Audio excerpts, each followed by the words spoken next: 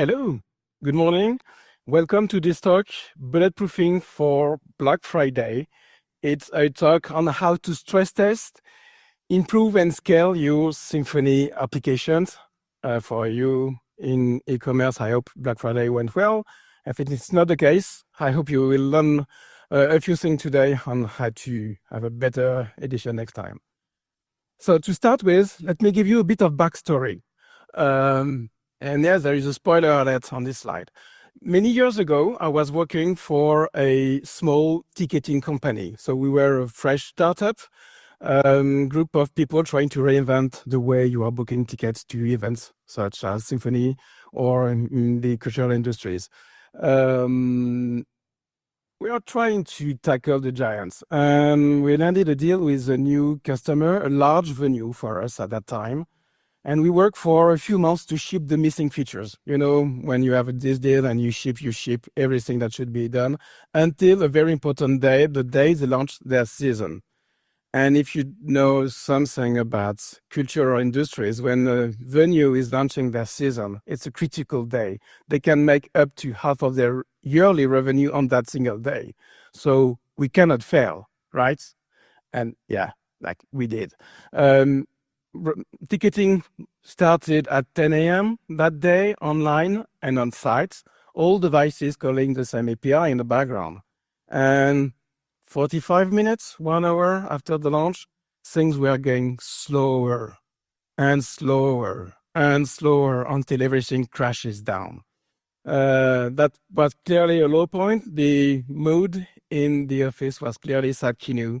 Like very, very bad day. We had no idea what could have happened, no idea how to fix this. And it was like things failed not only for that big customer, but for all our customers. So very low. And I was clearly part of this Sakinu team. Low point. At this point, I was just transitioned from design to engineering and I had no idea how to tackle this. And it was the beginning of my journey with performance. So I haven't properly introduced myself yet. Hi, my name is Thomas Deluccio, and I crashed production on launch day. And like you. And I did this so you don't have to. So don't try to replicate this at home. Be safe, kid. And when I'm not crashing things, I'm on the Java team at platform.sh, and I work mostly, but not only, for Blackfire, our observability solution. I'm not always crashing things. Sometimes I'm tell stories and build stuff. Back to the story, because this is the beginning of what we could do today. So why have we failed? At this point, we could make a corporate brag saying, oh, this shouldn't have been possible with Symfony or with Upsun. And you know it's not true, because it was already a Symfony application, obviously. But the main reason is that we had no idea what we were doing. We were so focused into building the product, shipping features, like assembling features. We were missing something like get ready for the big day and how we could grow our solution. So what I want us to do today is to, in this half an hour we have together, try to find a solution to have some on-demand blank Black Fridays, in control environments. We want to have as many of those days, Black Friday, product launch, as many as we need until everything is truly bulletproof. Because the sad thing with the story, and maybe you have the same story at home with some Black Fridays, if you fail, sometimes you have to wait for a year to make sure that you won't fail next time. And a year goes by and you still fail. So we want to do this. So the first learning I'd like to share with you today is it might sound obvious, stress test your application before D-Day. It might sound obvious. It was not for us at the time. And don't worry, I won't ask you to raise your hands so you don't have to rise in front of everybody, because I'm sure everybody is stress testing the application like hell. Okay, what I want you to do is to break your application. Like really, break your application as violently as you can, as often as you can. Be creative, find new ways. Don't let this in the hand of your users, because they are mad people and you won't be in control. And I'm dead serious. I really want you to take your application down as often as you need until nothing is going down anymore. First thing, invest in load testing tools. There are many on the market. Some are fully open source, some are closed source. I love Locust. I will use some Locust later today. It's Python based. I'm a loosey Python developer, but I love it. Gatling is a big name. It's French as I am, so you could go that way. Pick anything you want, but I really want you to invest. And I will talk about investment today. Invest time and or money now. So something can be done in the future every single time.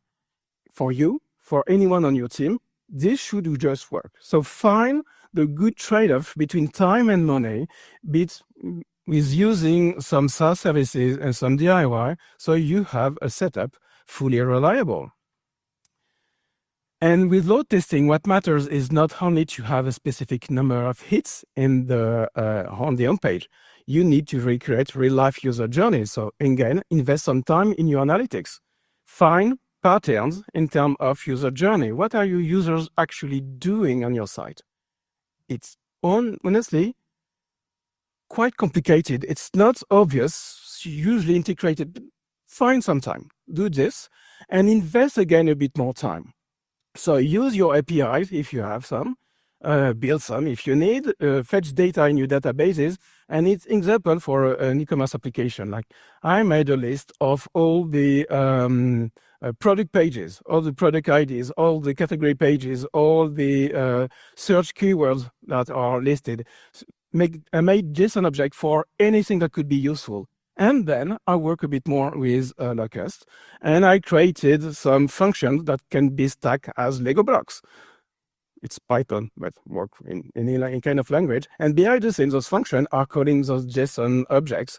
So anytime I'm launching load testing, I refresh those JSON objects first and then use them and create user journey. In this example, like I'm visiting the home page and making some searches based on the keyword I whitelisted, then go to product pages and you can add a product to the cart and pay this cart and everything.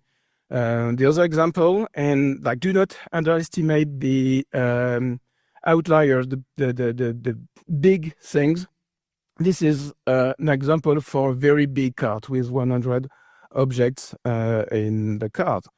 And back to my story, this is exactly how we fail. Like we are not aware of this, but our nemesis were a group of elderly people, hardcore fan of this lovely venue, and they want to see a dozen of events during the season, and they want to be seated together. So they send one of them to buy tickets for everyone. So it's huge cart, and you have to compute seat allocation, and you have to make some bidding, even generate some bidding information and generate tickets. A lot of processes and a lot of group of elderly people, and we fail. So do not forget the edge cases. And then again, invest a bit more time until you have a one-line thing, a one-click thing, whatever. Anyone on your team should just run this command or click a button, and this should just work. When you're launching Locust, normally there is something fun. Effect. What we need to check this is the peak concurrency. Is this the maximum number of users hitting your application in maximum? Because there is a specific number of people from which your application will start slow down. And there is another number of people from which the application will start crash down. So you need to identify those figures. You need to identify the breaking points. And obviously, with the rest of the story, we should find a way to push this number of people, this breaking point away.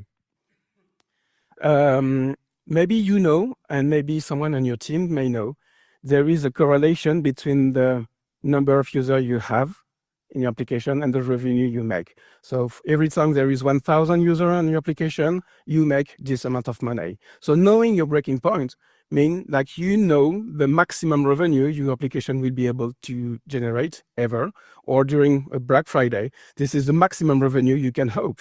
So it's critical to know this and, of course, to push this away. So now that we have this, are we there yet? Compared to my story, we are in a much better situation because we had nothing like this. Clearly at this point, nothing like this. But there is one caveat. At this point of the story, we are load testing in production.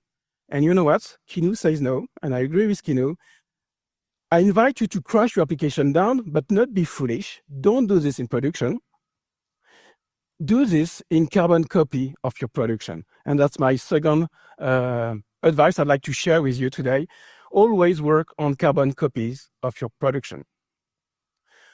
Upsun, which is a Git-based pass, part of the company I'm working for, is giving you those Git-based platform as a service. So you will describe your need for infrastructure in a YAML file that will be committed within your repo.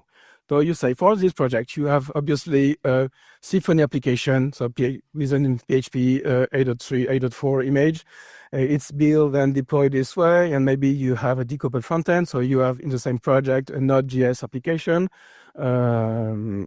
interacting with this and that services. Maybe you have some pipeline things for data science or AI. Now it's more shiny. Maybe you have some Go workers. So you describe everything you need, and every time you do a commit, we build a new version of this application based on what you describe, and work the same when you are creating a branch. So when you are making a branch, what we do is we create a carbon copy of your of the parent environment. No matter how complex it is, in an instant, you will have a carbon copy. So you will always work in production, in a carbon copy of production. That's so great. And if you have an integration between your Upsun project and your Upsun, and your Git repository, as you should do actually, you don't have to change anything. Just making a branch will create a carbon copy of the preview environment. And if you merge that branch, this preview environment disappears and you have a new version of your application in production. That's so great. Are we there yet? Well, maybe not, because maybe I need to go back there. Again, it's a question of investment. I would love you to give Upsun a try and maybe to become customers, like super happy. It's perfectly designed for Symfony. But if it's not the case, then invest in yourself and find a way to have something similar. It should be a one-click thing, one command thing to have a carbon copy of an environment. You should. It's a must-to-have, and I guess in e-commerce, clearly it's a must-have. So are we there yet? So now we're in a good situation.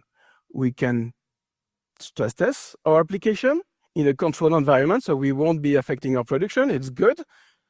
We will be able to know the breaking points, but we won't be able to know the truth of our application. We won't be able to know why we have those breaking points. So we need to work a bit more and have a way to collect information. The third advice I have for you today is to invest in observability, integrate observability in your development and deployment workflows. So first, to start with, can you raise your hand if you have ever heard about this word observability? Yeah, good. Thank you. Keep your hand up. And if you are watching this from the future for the replay, raise your hand at home. It will make me so happy. Keep your hand up if you are using observability on a daily basis, on a regular basis.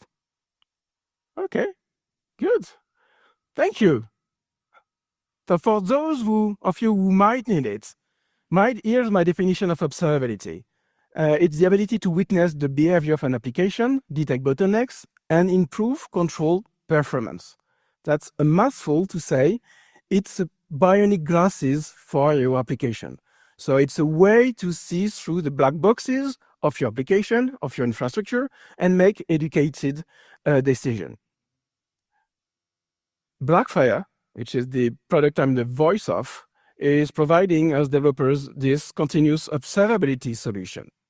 So we aim at giving us the ability to detect bottlenecks and assess the consequences of upcoming changes. So if you're using Blackfire, and to be honest, some other competitors as well.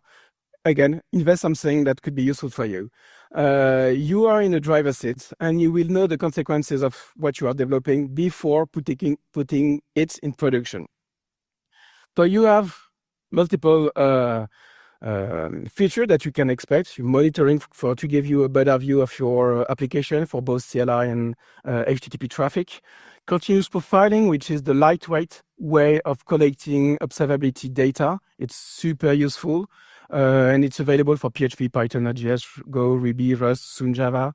So even if you have decoupled application, you can use the same tool to spot what could be happening. And what cool feature for us in this story around Black Friday and product launch, that you can compare timeframes. So you can compare quiet time with your load testing or with your Black Friday, and you will visually see what part of the application is proportionally consuming more resources than usually, not normally. So you will be able to spot the flaky parts, the part of your application that prevents you from scaling. And this is super useful information.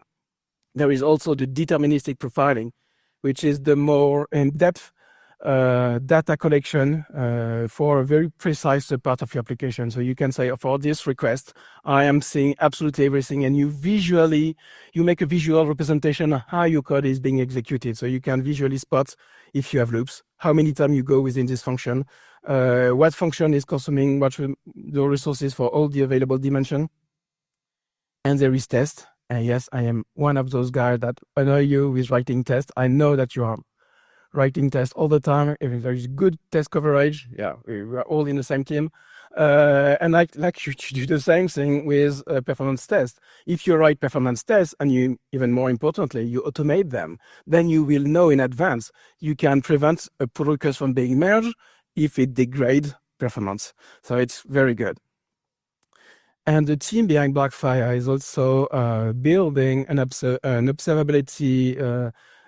observability tools for the infrastructure. So we are providing all the HTTP traffic and also all the resource consumption for all the services and application containers.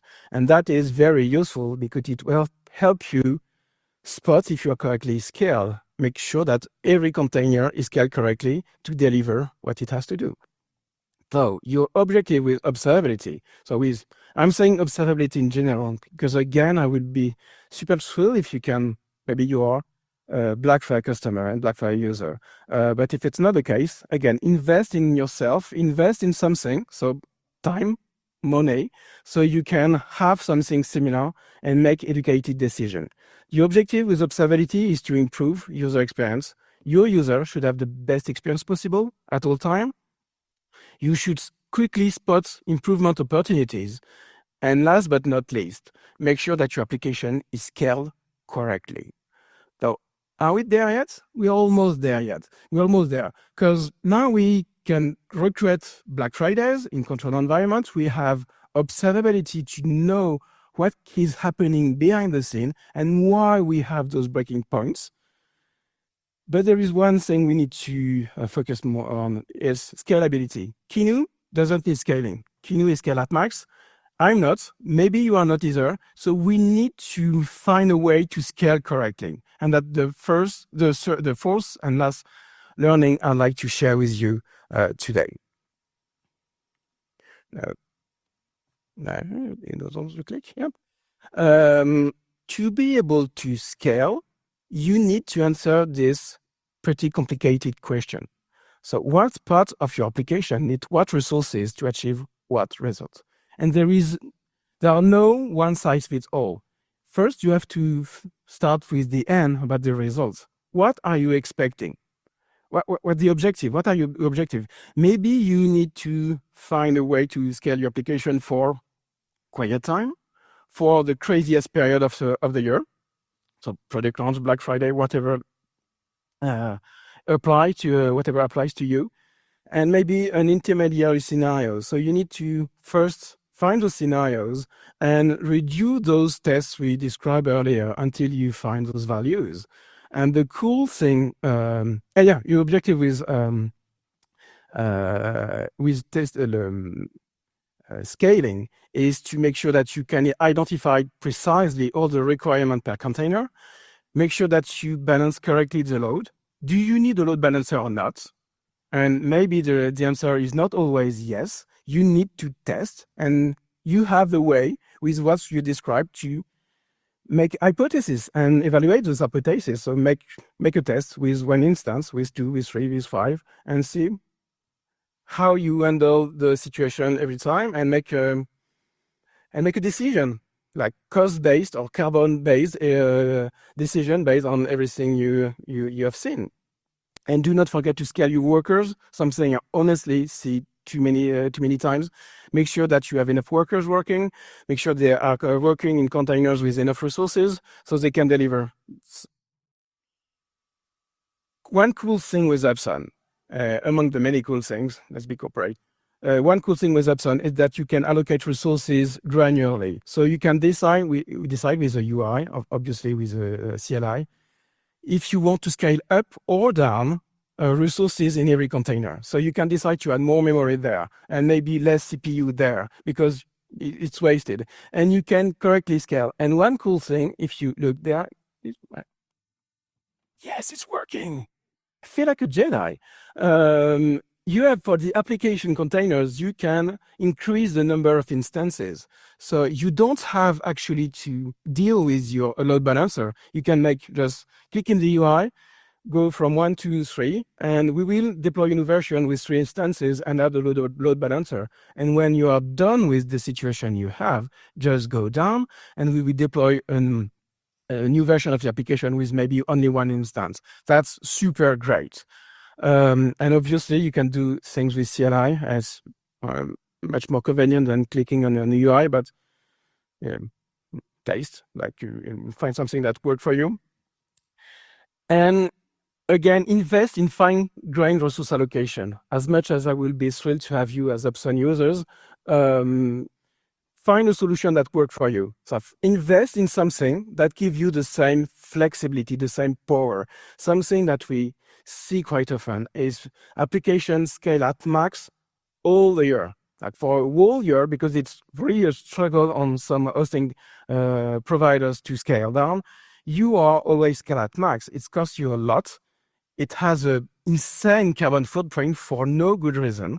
So find a way to have something, invest in yourself, in your team, to have this fine-grained resource allocation. It's almost the end. I'm a bit in advance this time. So what have we learned today? That we should stress test our application without DDoSing our prod.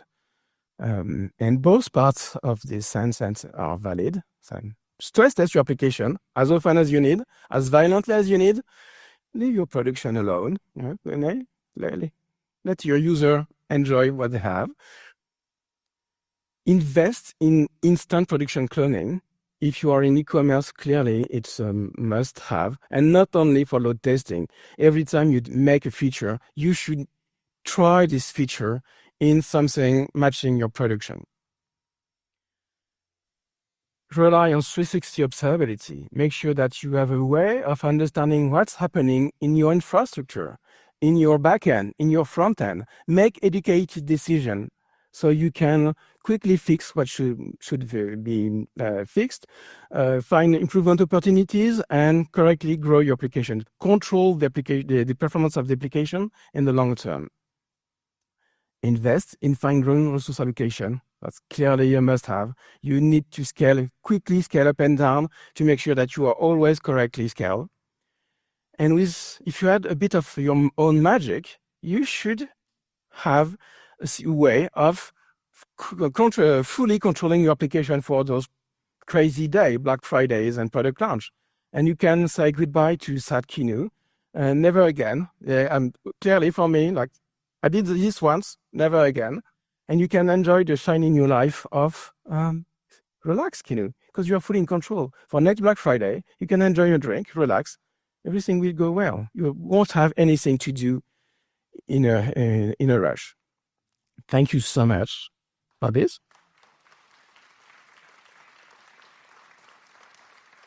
And maybe one more thing. if you want to give Blackfire a try, you can experience with the escape game. So we have this game that you can use for free. You don't need a Blackfire subscription, obviously. You need a Blackfire account. You can create one with your Symfony Connect or GitHub account. If you scan this with your phone, you will end up on a landing page because obviously you can't use Blackfire on your phone. So fill in your email and make sure that none of your private information are going to marketing. Don't worry. You will receive an email with all the information and you will land in a Git repository explaining everything. It's based on Alice in Wonderland. So you fell in a magic world and you need to escape this with the tool we have as developers. So a Git repository and some products. So it's fun. It can take 10 minutes of your time to discover something new. If you're convinced about Blackfire, there is a 30% lifetime discount currently for Black Friday deal until December 15. So if you're watching the replay, sorry, it's too late, but here in the room, it may be good. So time maybe to upgrade or to join. The information are also available on our site. There is a banner at the top with this. Lifetime discount, so it's a really once a lifetime deal. And last but not least, if you want the weirdest gift, if you want to go home with your weirdest swag, I've got some Keanu Reeves stickers at the booth. So come say hi. I will be happy to give them to you. And then that's really the end. Thank you so much.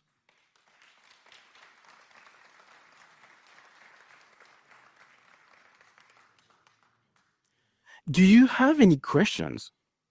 Yeah, I think that's a mic. Yeah. First things first, thanks for the talk. It was really interesting. I have one quick question, or small. We know that observability is a really important dimension when we talk about performances and so on. But we also know that it costs a lot and it can bring some overhead to the application because it needs to monitor a lot of things. What for you is the good percentage of all the requests, all the comments that are running that we need to grab in terms of data? That's a good one. Depending on the tool you use, the average is rather different. I talk about continuous profiling, and that's the most lightweight way of collecting data. So you can have continuous profiling, it will add 0.05, 0.1. It truly is minimal.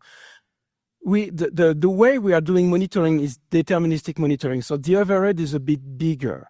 So depending on your traffic, I won't go below 10% of your traffic.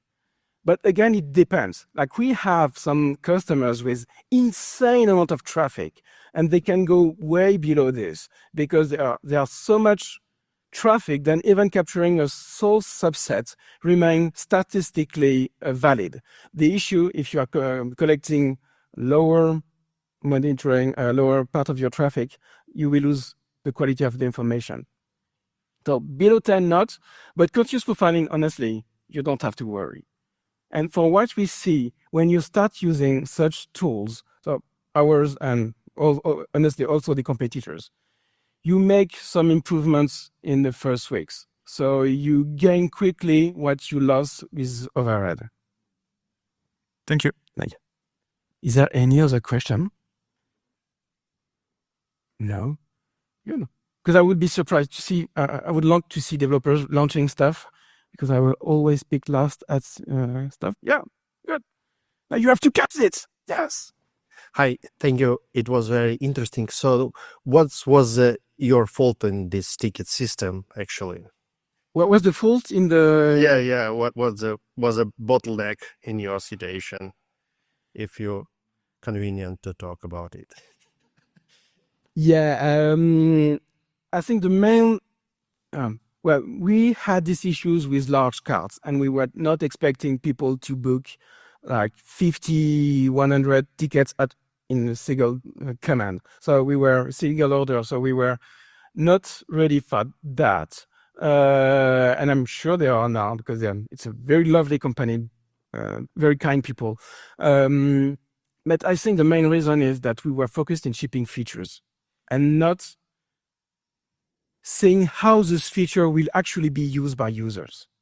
So we were totally isolated in the engineering department. So we were just shipping features. We have this kind of Jira board, and we pick what we should be done in priority, and we ship this. But we were not with the people in the venue saying how they actually work, how they actually sell things, and should we have done this, so been to a venue and scanned tickets with the people, then we have seen that actually is not what we were expecting.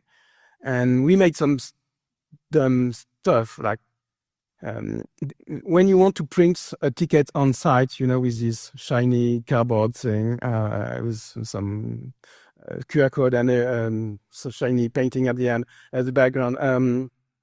We were sending images to those thermic printers, and we were sending images like huge, like something that you could print a banner to put on this screen. And we have no idea we were doing this. Honestly, because there were no tests, we have no time to write tests and make sure that it was actually lightweight and small. And yeah, and you are just young and foolish, and never again. Or yeah, there was one more question there. Thank you. Thanks. So I was wondering, because you talked about writing tests for measuring performance or breaking the application, basically. My experience with other projects was that this is sometimes also not so easy to get false positives, because, for example, if whatever you're querying the same products over and over again, then they're in database cache and it's not a real world example of the real usage, and you get strange results, for example, and you feel safe, but you aren't. What are your opinions or insights maybe on like tips to write good benchmarking, like solutions? Or first thing is that you should write performance tests, but not write only performance tests. So you have to have all your tests, like unit, integration tests, and also performance tests as well. So you need to have enough coverage to catch many situations, right? The second thing is that you should start writing tests by your start with the critical user journey. So the critical endpoint, write tests there, and leave the rest for later, and slowly you increase. Third thing, write tests based on the reason why your application, this specific part should be fast, and not the result. Like, do not write tests like this should be handled in less than 10 milliseconds, because then you will have a false positive all the time. You should make sure that this endpoint is fast, because we are making less than 10 SQL queries. We are not going into this greedy function. We are not hydrating doctrine entities like hell, and you're not creating too many doctrine entities. And if you start using Blackfire, we have something we call recommendation based on the tests, and you will almost always have this. You are making too many SQL queries, and you are creating too many doctrine entities. And I'm sure you all are in the same boat with this. But write the consequences, write the cause. And you're right, you will also have some weird things where actually depends on when you are caching stuff, and maybe you will be unlucky because you will have concurrent processes at some point. Like, you are clearing the cache at the wrong time. And honestly, I don't know how to test this. I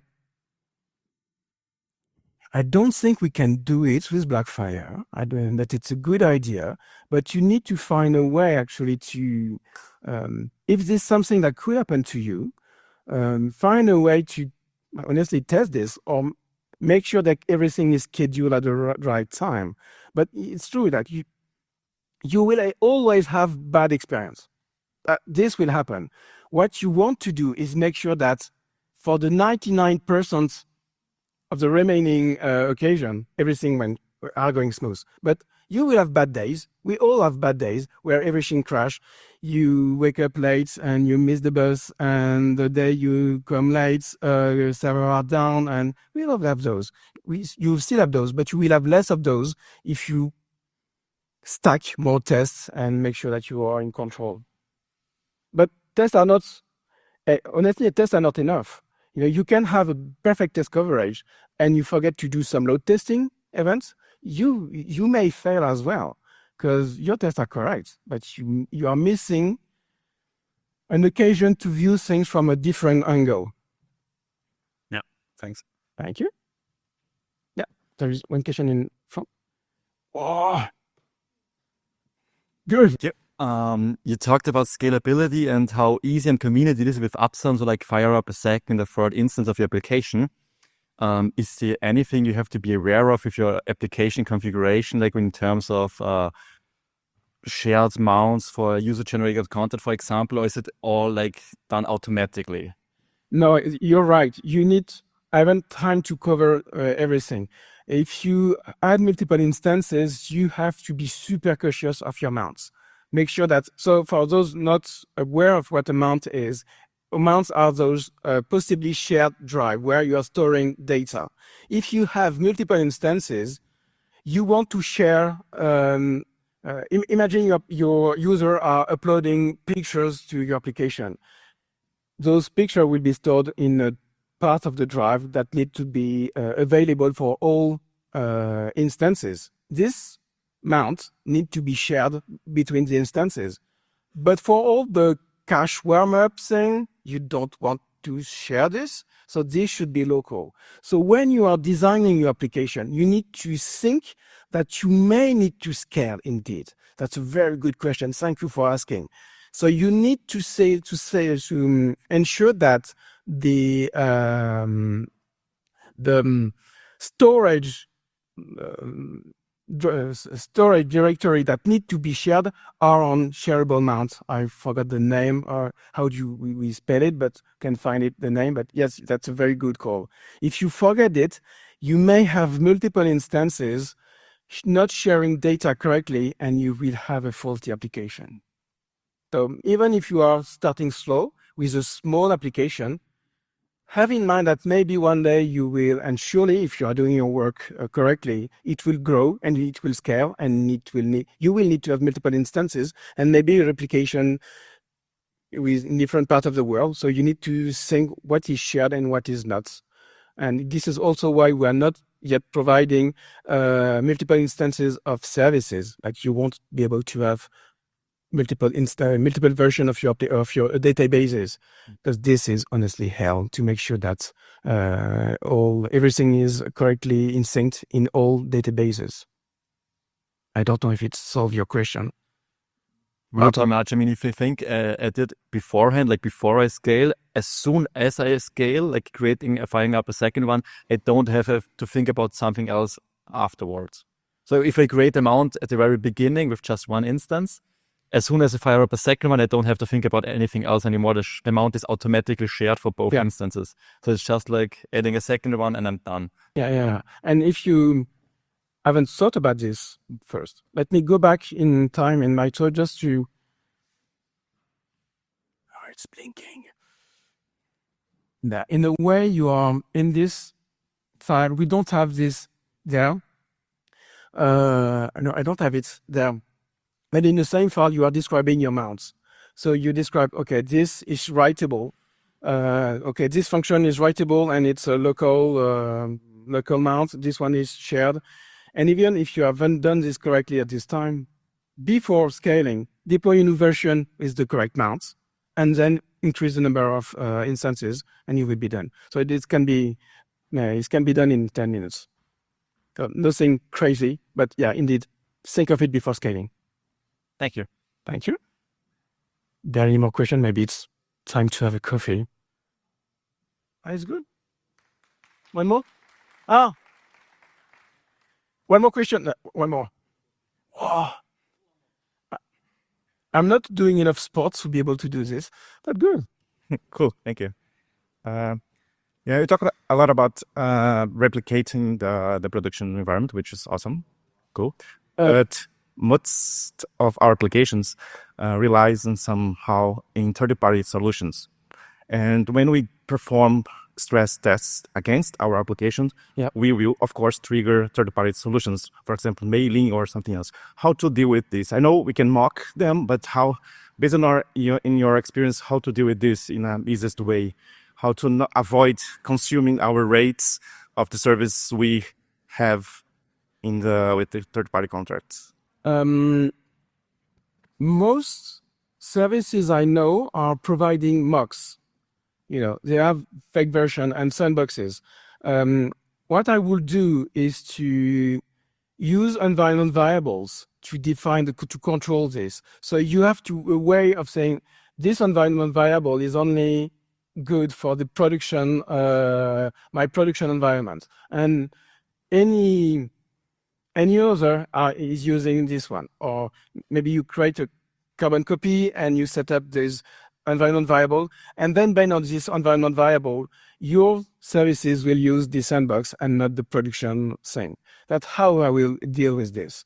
And maybe for not only for load testing, even when you are simply developing a feature, do not use data. And I know that we are using it for Blackfire. We are using the same setup. We are not using the same accounts billing system, the same accounts of our billing system in development and in production. Obviously, we don't want to be charged like hell because we are creating orders and refunding orders, and I think it should solve your solution, your problem. Yeah, I see. I don't like to stress the sandbox environment as well, but thank you. Yeah. Thank you so much. I think we are much over time. Bye-bye. Thank you.